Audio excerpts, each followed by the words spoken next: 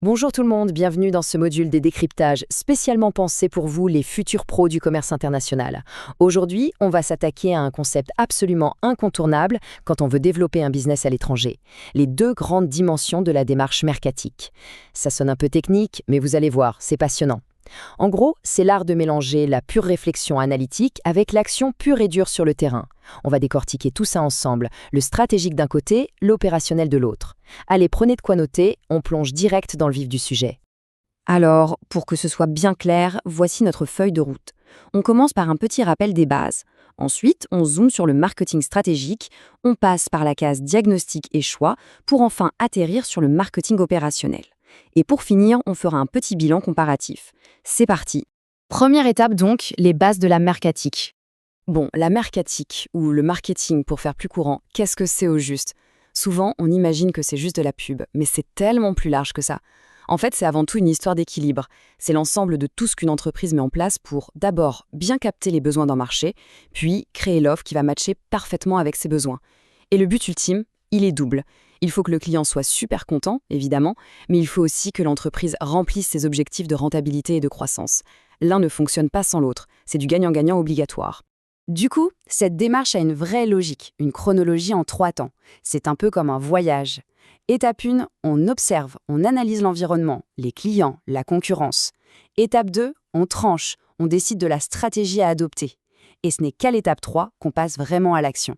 C'est exactement ce cheminement naturel de la réflexion vers l'action qui donne naissance aux deux fameuses dimensions dont on parle aujourd'hui.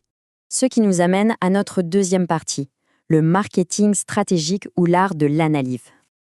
Honnêtement, s'il y a une seule règle d'or à retenir de ce module, c'est celle-là. On analyse toujours avant d'agir, surtout à l'international. Partir à la conquête d'un pays étranger au talent à la fleur au fusil, c'est un suicide commercial. Ça expose l'entreprise à des risques financiers et juridiques monumentaux. Donc le marketing stratégique, c'est cette phase préparatoire, ce travail de l'ombre totalement vital pour bien comprendre où on met les pieds. Pour faire ça bien, l'entreprise doit mener l'enquête. Imaginons qu'on veuille exporter nos produits au Japon, par exemple. On ne peut pas juste traduire une étiquette et espérer que ça passe. Il faut passer par 3 étapes obligatoires. D'abord, l'étude du pays cible. Parce qu'un produit qui cartonne chez nous peut faire un flop total là-bas si on ignore leur code culturel ou leur réglementation. Ensuite, il y a la veille informationnelle. Et attention, ce n'est pas un truc qu'on fait une fois et qu'on oublie. C'est un radar qu'on laisse allumer en permanence pour surveiller les nouvelles lois ou les mouvements des concurrents. Et enfin, l'étude sectorielle, pour bien cerner l'offre et la demande locale. Faire l'impasse sur tout ça, c'est s'assurer un échec cuisant. Allez, 3e partie. Une fois qu'on a toutes ces données en main, on passe au diagnostic et au grand choix. C'est là qu'intervient la célébrissime matrice SWOT, ou FFOM en français. En gros, c'est le bilan de santé de l'entreprise avant le grand saut. On va croiser 2 regards. D'un côté, le diagnostic externe, quelles sont les super opportunités à saisir sur ce nouveau marché, et quels sont les pièges, les menaces à éviter. Et de l'autre, le diagnostic interne. Là, on se regarde dans le miroir, quelles sont nos forces réelles sur lesquelles s'appuyer, et où le bas blesse-t-il, que ce soit en logistique, en finance ou au niveau humain. Et c'est seulement grâce à ce check-up précis qu'on peut faire des choix stratégiques. C'est la clé de voûte de tout votre projet. Concrètement, ça veut dire décider de choses comme on vise qui exactement, quel segment de clientèle. Ensuite, on se positionne comment par rapport aux concurrents locaux. Et puis la fameuse question à 1 million d'euros à l'international, est-ce qu'on adapte notre produit à la culture locale ou est-ce qu'on vend la même chose partout, ce qu'on appelle la standardisation. Sans ces décisions fondamentales, tout ce qu'on fera ensuite n'aura ni queue ni tête. On passe maintenant à notre 4e partie et on change le braquet, le marketing opérationnel, l'action. Si la stratégie, c'était le grand pourquoi et le quoi, eh bien l'opérationnel, c'est le comment. C'est le moment d'enfiler le bleu de chauffe. On passe du plan couché sur le papier à la vraie vie, avec des actions commerciales sur le terrain. Historiquement, ce passage à l'action repose sur ce qu'on appelle le plan de marchéage. Vous connaissez sûrement la fameuse règle des 4 P. Le produit, est-ce que je dois changer mon emballage? Le prix, comment je gère les frais de douane pour fixer un tarif tenable?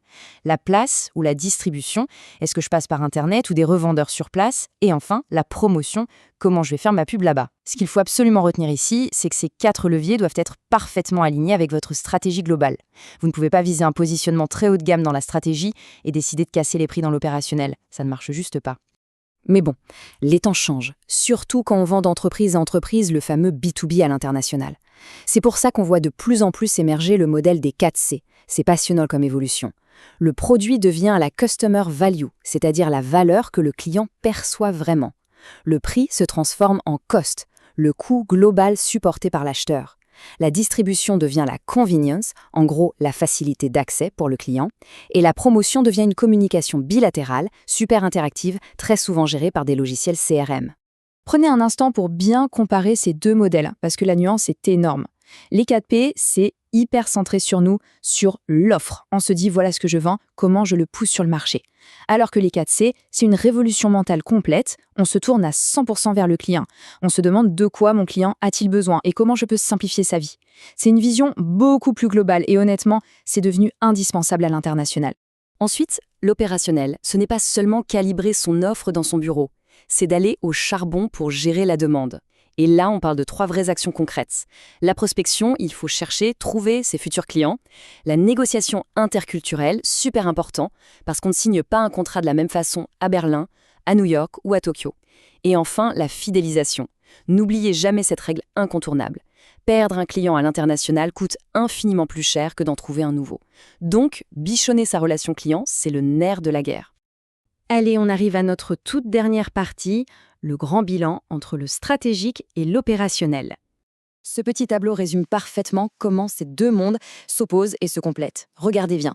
Au niveau de l'action, le stratégique analyse, l'opérationnel agit. Au niveau de la portée, le stratégique regarde très loin, sur le long terme avec ses études et son SWOT, alors que l'opérationnel gère le court et moyen terme avec ses 4 P ou ses 4 C. Et enfin, l'objectif. Le stratégique donne le cap, la direction du navire, tandis que l'opérationnel, lui, se charge de l'exécution. Il s'assure que le navire avance réellement. Vous voyez le truc? C'est une boucle perpétuelle. L'analyse nourrit l'action et les retours du terrain viennent affiner la stratégie en permanence. Et pour clôturer ce décryptage, je vous laisse avec cette question un peu provocatrice. D'après vous, est-ce qu'une stratégie brillante peut survivre si elle est très mal exécutée sur le terrain? Eh bien la réponse est non, absolument pas. Faire le meilleur diagnostic du monde ne sert strictement à rien si vos équipes ne savent pas s'adapter à la culture locale pour négocier.